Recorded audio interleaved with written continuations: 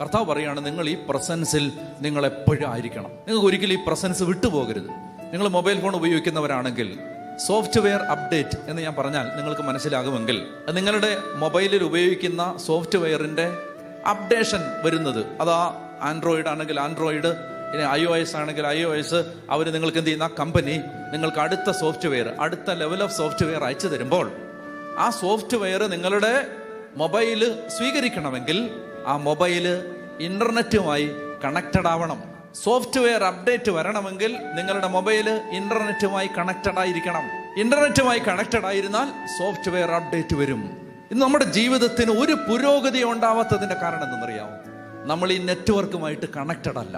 നമ്മുടെ കയ്യിൽ ഫോണുണ്ട്, നമ്മൾ സംസാരിക്കുന്നുണ്ട്, പിന്നെ നമ്മൾ മെസ്സേജ് അയക്കുന്നുണ്ട്, എല്ലാം ചെയ്യുന്നുണ്ട്. പക്ഷെ നമ്മുടെ ഇത് ഇന്റർനെറ്റുമായിട്ട് കണക്റ്റഡ് അല്ല. ഈ ഫോണിന് ഇന്റർനെറ്റുമായിട്ട് കണക്റ്റഡ് ആവാനുള്ള ഒരു കപ്പാസിറ്റി ഈ ഫോണിനുണ്ട്. പക്ഷെ നമ്മൾ എന്ത് ചെയ്യുന്നു? ഒരു ഇന്റർനെറ്റിന്റെ പാക്കേജ് എടുത്തിട്ടില്ല, നമ്മൾ അതിന്റെ മൊബൈൽ നെറ്റ്വർക്ക് ഓൺ ചെയ്തിട്ടില്ല, നമ്മൾ ആ വൈഫൈ ആയിട്ട് കണക്ട് ചെയ്തിട്ടില്ല. നിങ്ങൾക്ക് മനസ്സിലാവുന്നുണ്ടോ?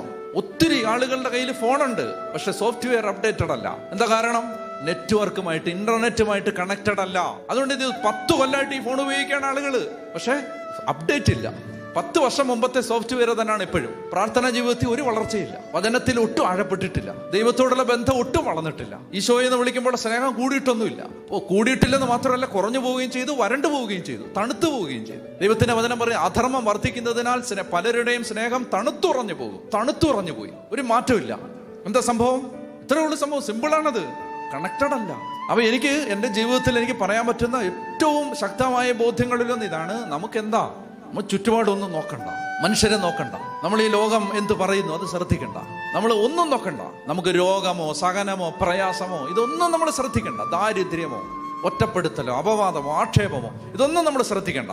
ഒറ്റ കാര്യത്തിൽ കൺസേൺ ആയാൽ മതി, കണക്റ്റഡ് ആയിരിക്കണം 24 മണിക്കൂറും. മനുഷ്യർ നല്ല അഭിപ്രായം പറയണം, മനുഷ്യർ നമ്മളെ കാണുമ്പോൾ ബഹുമാനിക്കണം, കുമ്പിടണം, അല്ലെങ്കിൽ നമുക്ക് നമ്മുടെ ഭൗതിക പ്രശ്നങ്ങളൊക്കെ കുറേയൊക്കെ മാറണം. ഇതൊന്നുമല്ല, നമ്മുടെ കൺസേൺ അത്രയേ ഉള്ളൂ, ഒറ്റ കാര്യമേ ഉള്ളൂ. ദാവീദ് പറഞ്ഞ പോലെ, നിന്റെ പരിശുദ്ധാത്മാവിനെ എടുത്ത് കളയല്ലേ കർത്താവേ, നിന്റെ ആത്മാവിനെ എടുത്ത് കളയല്ലേ കർത്താവേ, നിന്റെ പ്രസൻസ് വിട്ടുപോകല്ലേ. മോശ പറഞ്ഞതുപോലെ, നീ ഞങ്ങളുടെ കൂടെ വരികയില്ലെങ്കിൽ ഞങ്ങളെ പറഞ്ഞയക്കല്ലേ.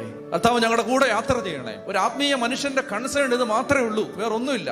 അതുകൊണ്ടാണ് പറയുന്നത്, ലോകത്തെ ഞാൻ ഓർക്കുന്നില്ല,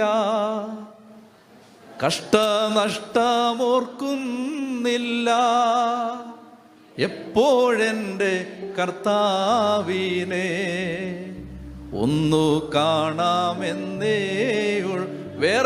വേറെ ഒരു പ്രശ്നമില്ല ഇയാൾക്ക് ആകെ ഒരു കൺസേണേ ഉള്ളൂ. ദൈവമേ, നിന്റെ പ്രസൻസ് എപ്പോഴും എൻ്റെ കൂടെ ഉണ്ടാവണം, എൻ്റെ ഫോൺ എപ്പോഴും ഇന്റർനെറ്റുമായിട്ട് കണക്റ്റഡ് ആയിരിക്കണം. ഒരു അപ്ഡേറ്റ് വന്നാൽ ഞാൻ അറിയണം, ദൈവം എന്നോടൊന്ന് മിണ്ടിയാൽ ഞാൻ അറിയണം, ദൈവം സംസാരിച്ചാൽ എനിക്ക് തിരിച്ചറിയാൻ പറ്റണം, ദൈവം ഒന്ന് എൻ്റെ ജീവിതത്തെക്കുറിച്ച് അപ്സെറ്റ് ആയാൽ എനിക്കത് മനസ്സിലാക്കാൻ പറ്റണം. കർത്താവേ, അല്ലാതെ 10 കൊല്ലം മുമ്പുള്ള സോഫ്റ്റ്വെയർ ആയിട്ട് ഇപ്പോഴും ഇരിക്കരുത്. സോഫ്റ്റ്വെയർ ഒത്തിരി മാറി, ദൈവം ഒത്തിരി അപ്ഡേറ്റ് ചെയ്തു, നമ്മൾ അറിയുന്നില്ല.